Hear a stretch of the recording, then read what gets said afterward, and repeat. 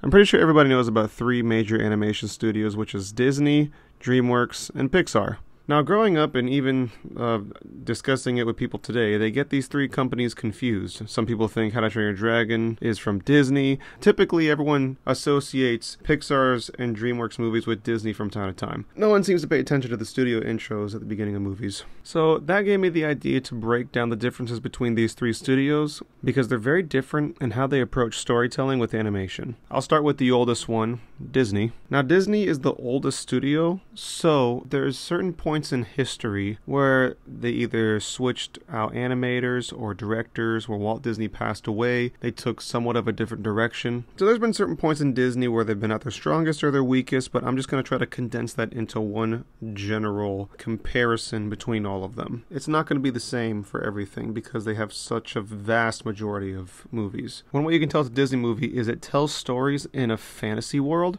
rather than in reality. There's rarely a Disney animated movie that they have something either take place in reality. Typically they do a lot of fantasy routes, they use a lot of fairy tales, and if they do original content, it is also within the fantasy realm. And you could also say sci-fi realm as well. Their movies usually consist of things that are not real, usually consist of things that are out of the ordinary. That's typically how stories go. The other thing that they do is that the battles in the movies are typically external battles. Now what I mean by that is an external battle is usually something that interrupts the hero's life and starts to change their life. At the beginning of Beauty and the Beast had a normal life until something happened to him. Now he's a beast and has this external battle, this physical battle. Cinderella wants to be free, but her stepmother is preventing her from being free. Or even between another character, like with Frozen, with Elsa and Anna having to get along again and having been separated for years. There's typically someone or something pushing the story forward that the main character has to deal with. Usually external battles are obstacles put in the main character's way that they have to overcome. Disney also makes very one-dimensional characters. They usually have the super quirky character. Is my mouth drooping?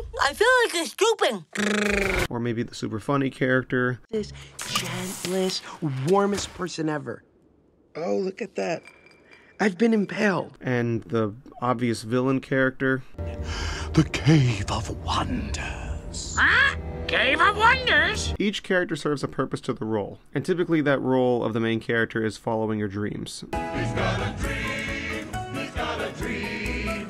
That's Disney's consistent message with all these movies, is following your dreams, and you'll get your dream as long as you chase it hard enough, I guess, or depending on certain circumstances that you're in, you'll get your dream. Speaking of villains, the villains are usually the ones that are driving the plot. I said earlier it was an external battle that usually the main characters deal with, and usually that external battle has to do with the villains. The villains usually do something and the heroes have to stop it. That's usually how it goes. Like I said, very one-dimensional characters. Now, I'm going to make this clear right now.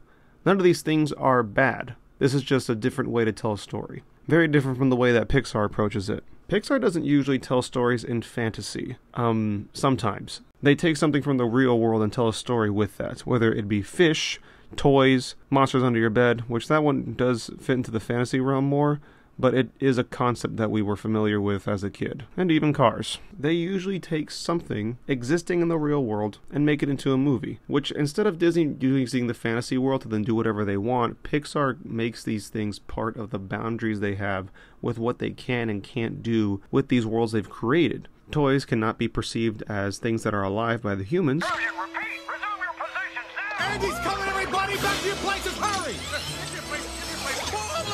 Where's my ear? Who's in my ear? Did you see my ear? Cars have to drive everywhere, they have to get gas to go places.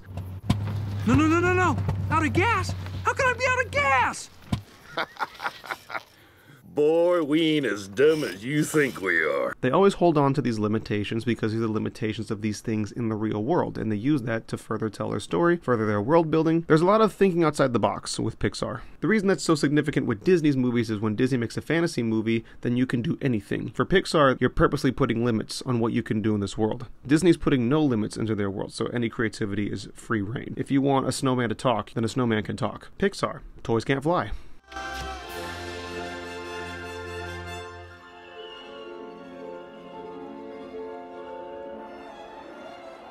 The other difference with Pixar is that they have internal battles. Now, there are villains that get in the way of the characters in Pixar, but they are treated as just obstacles and not the main external battle of the story.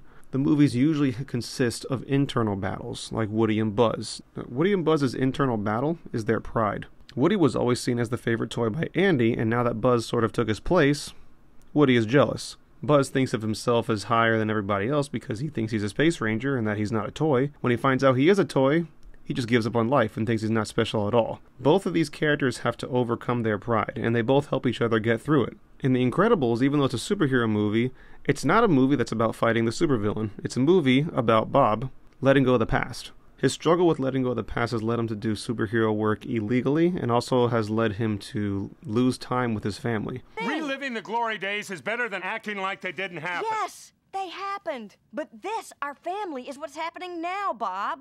And you are missing this. It brings him to a point where he has to then realize that he was blind to what he actually had in the present and had to let go of the past. Syndrome serves as an obstacle, but he is not the main antagonist. All the characters in Pixar's main antagonists is themselves. The best example I can give you of how Pixar works is Inside Out. There is no villain in Inside Out.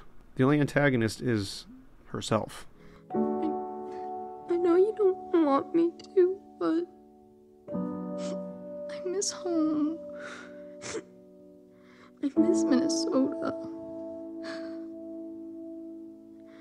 You need me to be happy, but I want my old friends and my hockey team.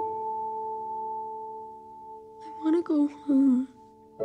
Which also leads me to this. Pixar has very grounded characters. Pixar does not treat their characters as animated characters. Pixar treats their characters the most human. When you pay attention to how they talk, the way they act around each other, the way they behave as if they're humans. Disney usually has the comedy relief character like Olaf. He doesn't really have much depth to him besides him just being a quirky snowman. Pixar doesn't do that. They explore their characters, go into depth of who they are, and don't make them just this one-dimensional character. They make them very complex. They even put them in more complex situations. Ratatouille, Remy wants to be a chef.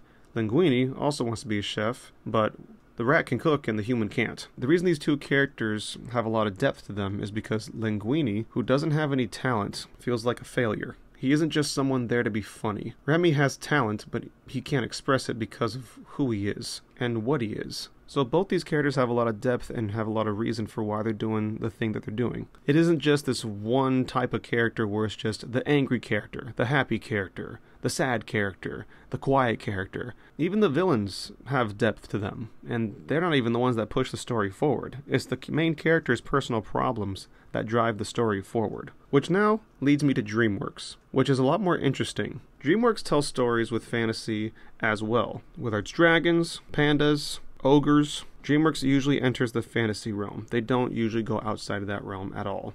In that case, DreamWorks is similar to Disney because they don't give themselves limits. They put as much creativity as possible into it, and they create their own limits within that world. When it comes to internal or external battles, it's usually either or maybe both. Megamind, for example, he is a character that wants to be the bad guy, but it's not fulfilling for him at the very beginning of the movie. He doesn't feel complete. He feels empty. Then why do I feel so melancholy? Melancholy? Unhappy. This part about him was what drives him to create another hero, which that hero becomes the villain. At that point, at the end of the movie, the villain is pushing Megamind to now do something. And now Megamind must correct his mistake. This is kind of a both and internal-external battle. Shrek is also in internal battle with him trying to accept himself for who he is. However, the villain is the one pushing the story, so then it has a both and of an internal battle and an external battle. Lord Farquaad is the reason Shrek goes to save the princess. Congratulations, Ogre. You've won the honor of embarking on a great and noble quest. Quest? I'm already on a quest. A quest to get my swamp back. In Pixar, the villain usually does not make the character go into a certain path. The main character in Pixar movies typically go into this path because they chose to go onto this path because of who they are. Shrek didn't want to go on this mission, but he's forced to because he wants to get what he wants, his swamp. So the characters go through an internal battle to then have to fight the villain, the external battle. So DreamWorks kind of leans on both. Again, these aren't bad, it's just different ways to tell your story. But this does lead me to why DreamWorks stands out between Pixar and Disney, and it's their characters. I've noticed DreamWorks' characters are very performative characters. They are not characters that are either like super grounded like Pixar, and they're not super one-dimensional. And the way they treat them is that their characters are over the top, but they do have depth in it. Po and Kung Fu Panda is the funny one, but he has a lot of depth, and the way he acts is very animated, the way he behaves is very animated, but he does have depth to him. Even for Shrek, he may have some depth to him, but he is very over the top with wanting his swamp, yelling at people, being an ogre. He can be over the top. Same thing with Puss in Boots, The Last Wish. All these characters are over the top in the way that they are. Now, last thing that DreamWorks does that's very different. The characters usually have a redemption story.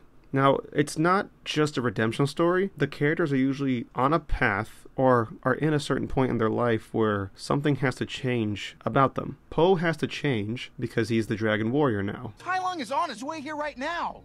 And even if it takes him 100 years to get here, how are you gonna change this into the Dragon Warrior? Megamind didn't want to be the hero, he wanted to be the villain. No! I'm the villain. You're the good guy. I do something bad, and you come and get me. That's why I created you! Hiccup was trying to become a hero, but not in the way that he imagined it. He became a hero because he saved everybody with a dragon, and the way he thought he was going to be a hero was by killing the dragon that he saved. I wouldn't kill him because he looked as frightened as I was. I looked at him, and I saw myself. Pixar's characters also have redemptions, but it's usually because it's something that's been a problem with that character from the beginning of the movie. DreamWorks shows that these characters had no problem being who they were at the beginning, but then have to change to adapt to a certain situation that's been thrown at them now. Disney's characters don't typically change. They usually have a goal and they complete that goal and they get their dream. That's usually how they go. Now, I know I'm not 100% correct on this. If you want to point out in the comments other things, other similarities between the studios or other things that are very different from the studios, I'm well aware there's a lot, but this is as much as I can cover right now. There are things that DreamWorks does that Pixar also does. A lot of these movies do have internal battles as well as external battles. Not every movie that these studios make is exactly the same. Like, if you were to choose, like, one of these ways to tell a story out of the three that I presented, it doesn't matter which path you pick, it matters whether or not you tell the story in a compelling way. And I think I've covered everything. If I've missed something, please comment. I love the discussion.